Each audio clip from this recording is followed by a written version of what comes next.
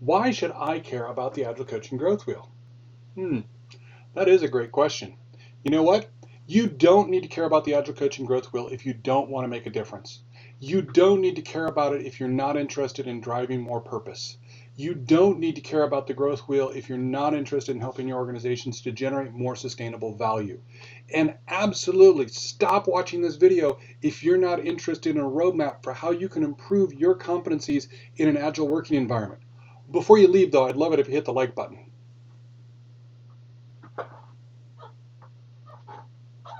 Are they gone? All right. For those of you who do care, let's head over to the Guerrilla Learning Center powered by Miro to learn more about the Agile Coaching Growth Wheel and how it can help you.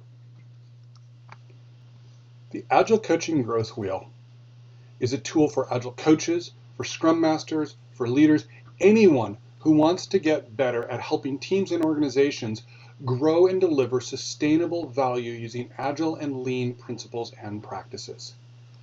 How does it work? It's a competency-based model that defines the critical skills for any Agile leader to successfully support organizations in the delivery of sustainable value. It defines the competencies, it gives examples, and then provides you with a way to measure progress in a given competency based on learning and experience.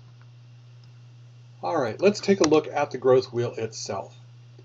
So the Agile Coaching Growth Wheel is 8 competency areas built around a hub of self-mastery. Those competency areas are the Agile Lean practitioner, serving, coaching, facilitating, guiding learning, advising, leading, and transforming. These are built around that hub of self-mastery. And let's go ahead and start with the hub of self-mastery. Self-mastery. The idea of self-mastery is that you as a leader, to be successful in helping others, need to start with self. You need to practice your own sustainability. You need to practice continuous improvement. You need to work on your mindsets and on your emotional intelligence and how you're going to help and grow an organization. Now that we've got self-mastery out of the way, let's take a look at look at the wheel in a little bit more detail. I want to break the wheel down into 2 parts. The top part of the wheel is what we refer to as masteries, subject matter expertise, deep knowledge. I have a deep knowledge in Agile and Lean practices. I have read extensively. I've read the new product development game. I can compare Scrum to Kanban. I understand the different scaling techniques. I understand the evolution of Scrum through the 7 iterations of the Scrum Guide, and I can tell you where things like test-driven development originally originated from. That's a whole lot of knowledge. Same thing with transforming. There's a whole science, there's a whole body of knowledge around the art of organizational change and organizational design. So these are your masteries. Now the thing about knowledge is, it's great to have a whole lot of knowledge. If you don't have a way to impart that knowledge, it's not very useful. This is where the stances come in. The stances are the how. How are we going to go about imparting the knowledge we have? Am I going to be using a coaching stance to help somebody to learn more about their techniques? Am I going to be using facilitating or guiding learning?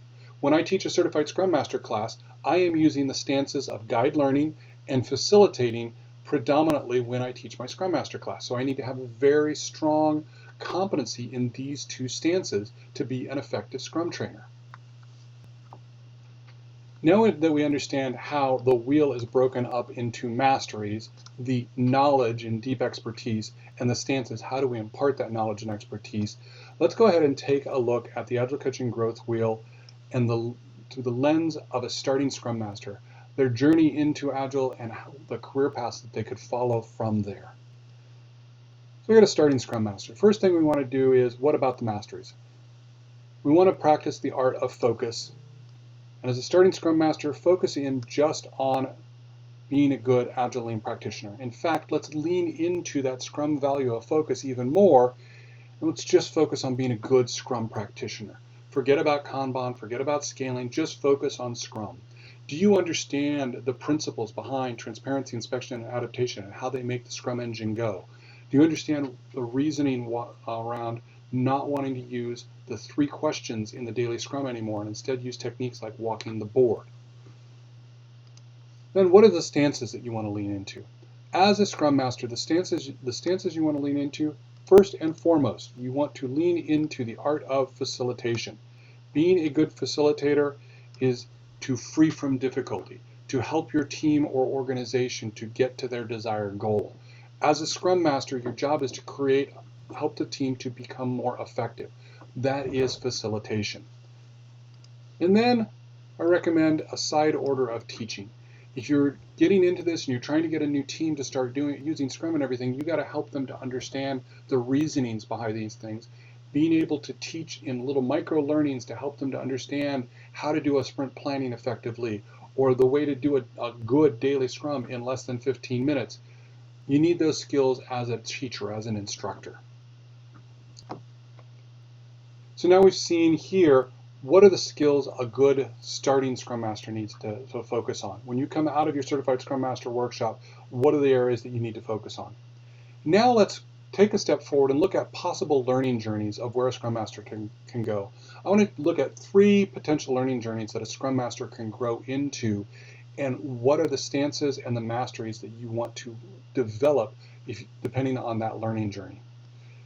The areas I'm going to look at are going to be the Scrum Coach, the Agile Coach, and the Product Owner. So Scrum Coach. Scrum Coach is somebody who really enjoys working with the individual teams and helping teams grow, maybe working with 2 or 3 or 4 teams to work together in close concert. So a lot of times these kinds of coaches also will have a bit of knowledge in the technical masteries or technical domains. They might be helping the teams also with their technical practices. Let's look at what are the masteries and stances that a Scrum Coach is going to want to grow into from a starting Scrum Master. First thing we're going to look at is we're going to look at the mastery of serving the team. A good Scrum Master needs to be really leaning into service to the team, helping the team. How do you create more team effectiveness? A good Scrum Coach is also going to start developing more in the coaching skills. They need to lean into this stance and help the team itself to figure out how to grow and how to get the most out of their effectiveness.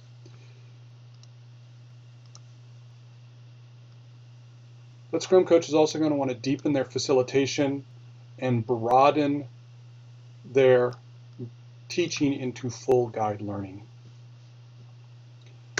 All right, let's look at the Agile Coach then. An Agile Coach is more somebody who's focused at the overall organization. How do they help the whole organization to make a change and to improve its ability to generate more sustainable value? First thing is, an Agile Coach is going to really be leaning into the stance of serving the business. How to help the business grow, the business to prosper, the business to understand what it needs. An Agile Coach also really is going to need to lean into the transformation mastery. And so a good Agile Coach is going to need to understand all 3 of the masteries.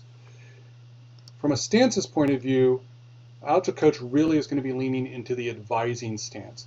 This is the I have this knowledge, I'm an expert in this area, let me give you advice on how to do this and then tell you what I think might happen if you choose different courses of action. Now finally, a lot of Scrum Masters that I meet, they were kind of pushed into the role. And when they come through my training, a lot of times they'll go, you know what, I'm really more passionate about being a product owner. I'd like to be a product owner now. So from a starting Scrum Master, how do you grow into being a product owner? First thing we're going to look at is we're going to look at what masteries do you need to improve. Here, like the Agile Coach, you're leaning into the mastery of serving the business. Here, it's a lot more about understanding the product, understanding the customer, understanding how value flows through the system. When it comes to stances, like an Agile Coach, product owner leans into advising. Product owner is also going to need to lean into leadership. They are the product leader. I hope what you see here is how the Agile Coaching Growth Wheel can be this valuable tool for helping people understand what skills they need to be able to move into the Agile space and the Agile domain, as well as what you need to do to improve your competencies to become a more effective Agile leader, depending on what kind of Agile leader you want to be. Now you can always find out more about this at agilecoachinggrowthwheel.org, And let's go ahead and actually head over there a second so you can see what that looks like. I'm over here on the agilecoachinggrowthwheel.org page. We've got the wheel. There's an introduction here. The big area is you can go look at the competency areas. And when you drill into a competency area, it's going to give you more details about the competency. It's going to talk about the competency skills, in this case, facilitation mindset and facilitation skills. And then it's going to give you a competency scale based on the Dreyfus model of skill acquisition that can help you to go, okay, I think am I a beginner in facilitation? Yeah, it looks like I am. All right, what do I need to do to be a practitioner in facilitation?